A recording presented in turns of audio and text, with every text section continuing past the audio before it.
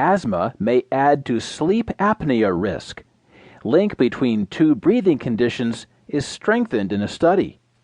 Reported by Nathan Seppa.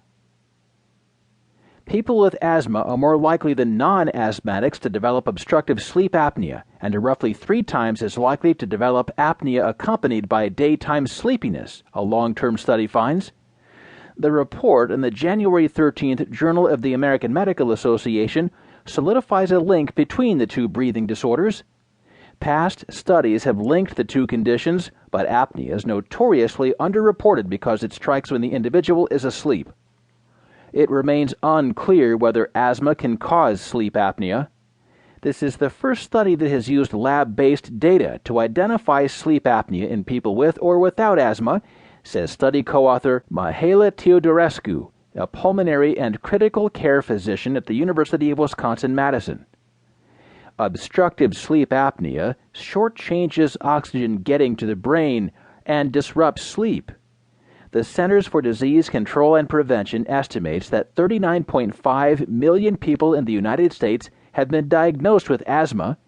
The National Sleep Foundation estimates that 18 million people in the United States have sleep apnea.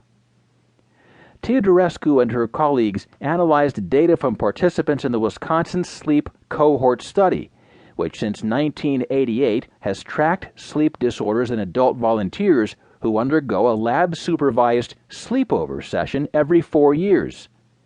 The team looked at 81 volunteers with pre-existing asthma and 466 non-asthmatics who had been in the study for at least 4 years. The researchers accounted for differences between the groups in sex, age at the start of the study, nasal congestion, smoking status, alcohol consumption, and body mass index. After these adjustments, the risk of developing obstructive sleep apnea during the first 4-year period was 39% greater in the asthma group, and the risk of developing apnea plus daytime sleepiness was 2.7 times as high. Nearly 2/3 of the volunteers were in the study for more than 8 years. When researchers analyzed data from 468 of those people, 49% of those who had pre-existing asthma developed obstructive sleep apnea compared with 28% of the others.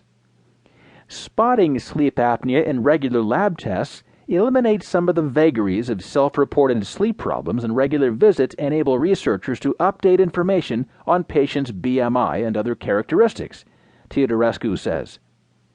Apart from chronic nasal obstruction and obesity, other problems that show up in both asthma and apnea include inflammation in the respiratory system and upper airway collapse, which the new study didn't measure.